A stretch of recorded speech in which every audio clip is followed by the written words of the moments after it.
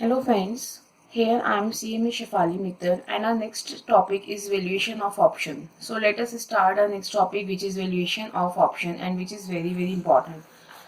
So first of all, calculation of fair call put premium is known as valuation of option. जब हम किसी fair call का and put premium को calculate करते हैं उसको बोलते हैं वैल्यूएशन ऑफ ऑप्शन. ऑप्शन की वैल्यूएशन करना. Option premium is also known as option value and option price. Option premium is also known as option value. Option premium को किस नाम से जाना जाता है? Option value and option price. Fair option premium is also termed as fair option value. Fair option price means आपको question में किसी भी नाम से दिख सकता है. लिखा होगा कैलकुलेट फेयर ऑप्शन वैल्यू या फिर फेयर ऑप्शन प्राइस और थियोरेटिकल वैल्यू ऑफ ऑप्शन. सबसे ज्यादा अगर आपको क्वेश्चन में कुछ दिखेगा तो वो दिखेगा थियोरेटिकल वैल्यू ऑफ ऑप्शन. लिखा हुआ calculate theoretical value of option और break even value of option etcetera. Okay, now move towards valuation part, calculation part. So first of all, we all know fair value of any instrument is present value of future inflows. क्या कह रहे हैं ये? Fair value of any instrument, किसी भी instrument की fair value जो होती है वो क्या होती है? Present value of future inflows. सबसे ज्यादा इंपॉर्टेंट है ये. अब इसको समझते हैं, फॉर्मूलाज के थ्रू समझते हैं, तब आपको ज्यादा अच्छे से बेटर क्लियर होगा ये. We can say fair value of option means call और पुट. कॉल एंड पुट को कैलकुलेट करने के ऑलमोस्ट सेम फॉर्मूलाज है, बट कुछ डिफरेंस होता है जो मैं आपको धीरे धीरे बताती जाऊंगी. So first of all calculate fair value of option. This is a basic formula which is present value of expected pay off, that's it. Fair value of option को कैलकुलेट करने का एक बेसिक सा फॉर्मूला है, simple सा formula है. क्या है वो? Present value of expected pay of. इसी से जो हमारे आगे के फॉर्मूलाज हैं वो डिराइव होंगे. कैसे कैसे होंगे वो स्टेप बाय स्टेप हम देखते जाएंगे. ओके, नाउ क्या लिखा हुआ है पहले से समझो. Present value. ओके, क्या लिखा है? प्रेजेंट वैल्यू ऑफ किसका? Expected pay of. मीन्स जो आपको लगता है एक्सपेक्टेड पे ऑफ आपका होने वाला है उसकी प्रेजेंट वैल्यू को कैलकुलेट करते हैं तो वो जो निकल के आती है वैल्यू उसको बोलते हैं fair value of option. Okay, now fair means expected pay of. पे ऑफ कब होता है? मैंने लास्ट क्लास में आपको यही पढ़ाया था. पे ऑफ कब होगा? ओनली एंड ओनली व्हेन हम अपना राइट एक्सरसाइज करेंगे. When we are exercising a right. अगर हमने अपना राइट एक्सरसाइज नहीं किया तो ऑब्वियसली हमारी कोई वैल्यू निकल कर नहीं आएगी, कोई पे ऑफ नहीं निकल के आएगा, तो पार्ट वही क्वेश्चन वही खत्म हो जाएगा, कॉन्ट्रैक्ट लैप्स हो जाएगा. ओके, तो यहाँ पे क्या कह रहे हैं कि जब प्रेजेंट वैल्यू निकाली जाती है एक्सपेक्टेड पे ऑफ की, उसको बोलते हैं, क्या बोलते हैं? Fair value of option. Okay, expected pay off की प्रेजेंट वैल्यू. पे ऑफ कब होते हैं आपको? On a future date, at expiry और फ्यूचर डेट. उसको प्रेजेंट वैल्यू का मतलब क्या होता है? उसकी प्रेजेंट वैल्यू पे लाना. मीन जैसे this is your timeline. Okay, 0 month यहाँ आपने कॉन्ट्रैक्ट किया.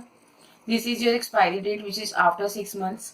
यहाँ पे आपको पे ऑफ निकल के आते हैं. अगर आप अब निकल के आते हैं only when you are exercising your right. Okay, pay off निकल के तब आते हैं जब इन पे ऑफ्स को आप अपनी इस डेट पर लेकर आते हैं, यहाँ पे लेके आते हैं. इसको बोलते हैं फेयर वैल्यू ऑफ ऑप्शन. अब इसको यहाँ पे कैसे लेकर आएंगे? जो भी पे ऑफ होंगे डिवाइड करेंगे 1 प्लस पी आई आर की पावर एन से.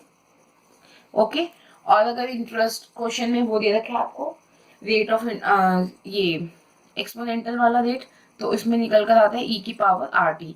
Are is rate, t is time, p is principal amount of interest, I interest, r rate and time. Okay, now calculation of expected payoff. So first of all we have to calculate expected payoff. Expected payoff कैसे निकल के आते हैं? इसके कुछ cases हैं. So first case क्या है?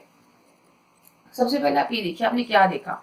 वैल्यू ऑफ ऑप्शन निकालने के लिए वेदर फॉर कॉल कॉन्ट्रैक्ट, अगर आपका कॉल ऑप्शन का कॉन्ट्रैक्ट है और पुट ऑप्शन का कॉन्ट्रैक्ट है, formula is same. What? Present value of expected pay of. इसको हमेशा आप याद रखेंगे, इससे डिराइव करेंगे फॉर्मूलाज। कैसे करेंगे वो मैं आपको भी सिखा रही हूँ। ओके, सो अब हमारा पॉइंट है कि एक्सपेक्टेड पे ऑफ ये कैसे निकल के आता है। सो फर्स्ट ऑफ ऑल सिचुएशन देखते हैं one by one. When first situation is when expected market price of underlying on expiry date is given, means अगर आपको एक्सपेक्टेड मार्केट प्राइस उन्होंने बता दिया कि एक्सपायरी डेट का क्या होगा, तब कॉल के लिए कैसे निकलेगा। ऑब्वियसली सपोज आपने कॉन्ट्रैक्ट किया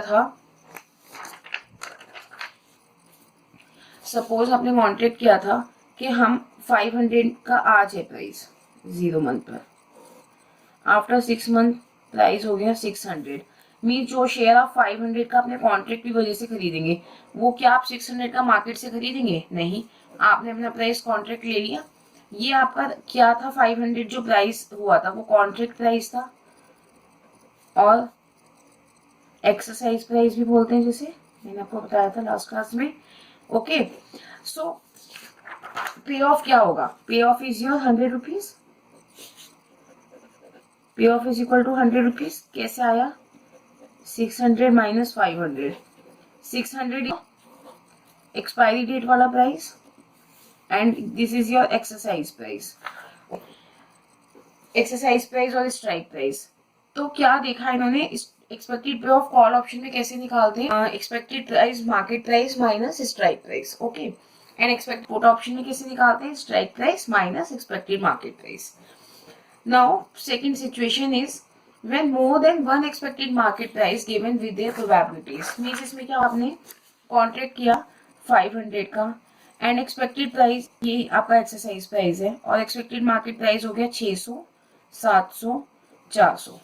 okay, so one by one हम सिचुएशंस को देखते हैं। अगर 500 का किया था 400 के केस में, अब इसमें क्या होता है, इसमें प्रोबेबिलिटीज दी होती है आपको। वो कहते हैं कि होस्ट और प्रोबेबिलिटी का सम हमेशा 1 होता है, ये आपको पता ही है। ओके, तो होता क्या है, वो बोलते हैं कि 400 का प्राइस हो जाएगा, इस बात की प्रोबेबिलिटी जो है वो सिर्फ 30% है, इस बात की प्रोबेबिलिटी 30% है, इसके 600 रुपए होने की प्रोबेबिलिटी 40% है, और अगेन इसकी सिर्फ 30% है। सो आपको करना क्या होता है, ये मैं आपको सिखाती हूँ।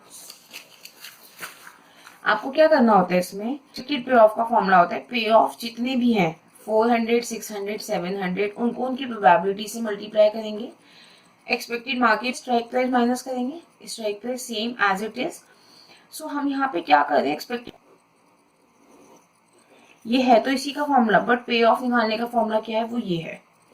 एक्सपेक्टेड पे ऑफ क्या है, सम ऑफ, ये इसका फॉर्मूला सिर्फ इतना है, बट आपको पे ऑफ तो निकालने पड़ेंगे। अभी आपको पता था सिर्फ 600 हो गया, बट अगर सपोज 3 पे ऑफ हो गए तो उस केस में प्रोबेबिलिटी से मल्टीप्लाई करना, और पे ऑफ निकालने का फॉर्मूला आपका ये है। ओके, नाउ एक एग्जांपल के थ्रू समझते हैं। सपोज स्ट्राइक प्राइस आपने जो प्राइस आपने तय किया 520 का, ओके, एंड एक्सपेक्टेड प्राइस जो हुआ वो कैसे कैसे हुआ, प्राइस 560 हो जाएगा, इस बात की 20% प्रोबेबिलिटी है, 550 का होगा 30, 500 का होगा 50 प्रोबेबिलिटी है। ओके, नाउ सॉल्यूशन, इसका सॉल्यूशन कर देंगे हम। क्या हुआ, 560, 550 एंड 500, ऐसी टेबल बना के आप हमेशा एग्जाम में अपनी प्रेजेंटेशन देंगे तो आपको मार्क्स भी अच्छे मिलेंगे और चांसेस ऑफ एरर भी लेस हो जाएंगे आपके वहां पे। Okay, now market price, this is your strike price. Strike price always remain same, because आपने स्ट्राइक प्राइस तो एक ही तय किया होता है ना, वो आपने चार तो तय किए नहीं होते, वो तो आप जैसे जैसे मार्केट की सिचुएशन बनती है वैसे वैसे आप अपने कॉन्ट्रैक्ट के साथ डील करते हैं। ओके, सो हुआ क्या, 560 का प्राइस था, अब 520 हो गया, ठीक है, 520 का प्राइस था, 560 हो गया, तो आप ऑब्वियसली अपना कॉन्ट्रैक्ट एक्सरसाइज करेंगे ना, आप शेयर को 520, आप क्यों 560 मार्केट में लेंगे, नहीं लेंगे ना। तो आपका एक्शन क्या होगा, यहाँ पे जो आप करेंगे उसको बोलते हैं एक्शन। ओके, सो आप अपना कॉन्ट्रैक्ट एक्सरसाइज कर लेंगे, तो यहाँ पे पे ऑफ कितना होगा, 520 माइनस 560 विच इज 40 रुपीज। एक काम करते हैं, यहाँ लिखते हैं ए, यहाँ लिखते हैं बी, एंड यहाँ लिखते हैं a minus b, means basically this is a difference between these two, or you can say b minus a, simple. Okay,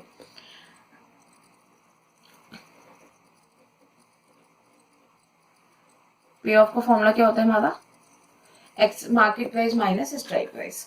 सो 550 हो गया, तो आप 520 में एक्सरसाइज कर लेंगे, यस, बट अगर 500 का हो गया तो क्या आप अपना ऑप्शन 520 में लेंगे? नहीं लेंगे। क्यों? वो शेयर जब आपको ऑलरेडी 500 रुपीज में मिल रहा है तो आप 520 का नहीं लेंगे।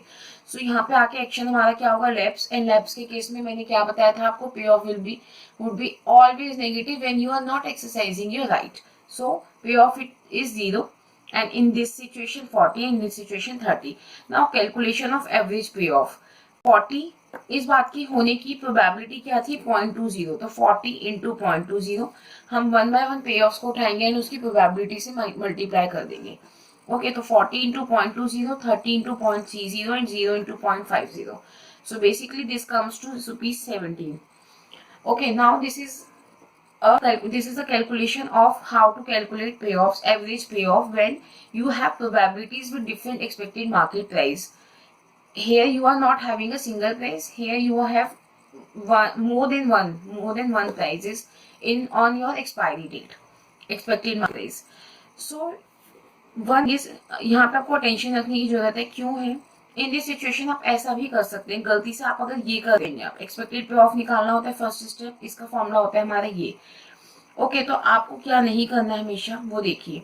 आप गलती से ये भी कर सकते हो, जो इनके मार्केट प्राइसेस थे, जिनकी प्रोबेबिलिटी होने के ये चांसेस थे, उन सबको आप इनको गलती से ये भी कर सकते हो कि इनको इनके साथ मल्टीप्लाई करोगे, जो आएगा उसमें से स्ट्राइक प्राइस को माइनस कर दोगे। स्ट्राइक प्राइस क्या था? 520।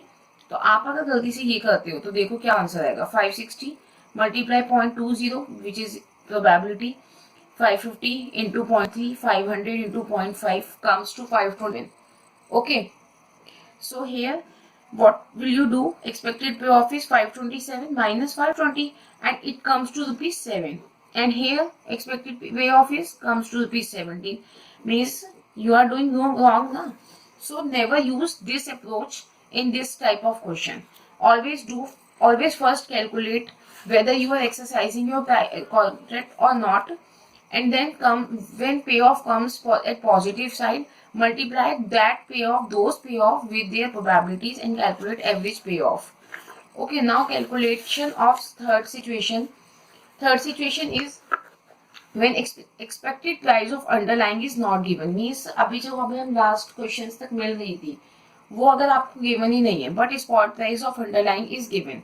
ओके, अब आपको क्या हुआ है? सिचुएशन एक्सपेक्टेड मार्केट प्राइस जो हमारे लास्ट वाले एग्जाम्पल में जैसे एक्सपेक्टेड मार्केट प्राइसेस दिए थे हमें, ये 3 सिचुएशन, या फिर अगर हम उससे लास्ट की बात करें आपके साथ, तो यहाँ पे सिचुएशन दे रखी थी, उसमें जैसे सपोज रहने दीजिए, यहाँ पे आइए, सिचुएशन यहाँ पे आपको एक दी हुई थी कि ये प्राइजेस हो जाएंगे। अगर आपको ऐसी सिचुएशन नहीं दी और आपको आने वाली कॉन्ट्रैक्ट एक्सपायरी डेट का स्पॉट प्राइस दिया है, तब आपको क्या करना है ये समझते हैं। ओके, नाउ उस सिचुएशन में आप क्या करेंगे? उस सिचुएशन में इन दिस केस क्या लिखा है? When expected price of underlying is not given but spot price of underlying is given. In this situation, in this case, first calculate fair future price of underlying, that is fair price of underlying, and then expected pay of. मैं समझा देती हूँ अभी आपको। Fair future price का एक formula होता है x dividend spot price multiply by 1 plus PIR की पावर n, या फिर क्या आएगा ERT जब आपको एक्सपोनेंशियल रेट दे रखा होगा। So for the stock and for index, both are different formulas. For the stock, this is spot price minus present value of expected dividend. For the index, spot price divided by 1 plus PDY. DY is dividend yield. When you have situation for when you have question in which you have to calculate for index situation, then in that case you have to take dividend yield rather than expected dividend. Dividend rate नहीं लेंगे, dividend price नहीं लेंगे, amount नहीं लेंगे, और क्या लेंगे? Dividend yield. For latest updates and information on entire CMA profession, just subscribe to our channel and don't forget to press the bell icon to get notification on the latest videos which are being uploaded on the channel. For products related to paper number 19, paper number 20 for final students and paper number 12 for intermediate students, log on to www.agrawallawhouse.com. It contains the compilation of handwritten notes, books, reference materials and video lectures of these 3 subjects. If you have any further query or you want to speak to me personally for any kind of counseling, you can call me at the number given on the screen.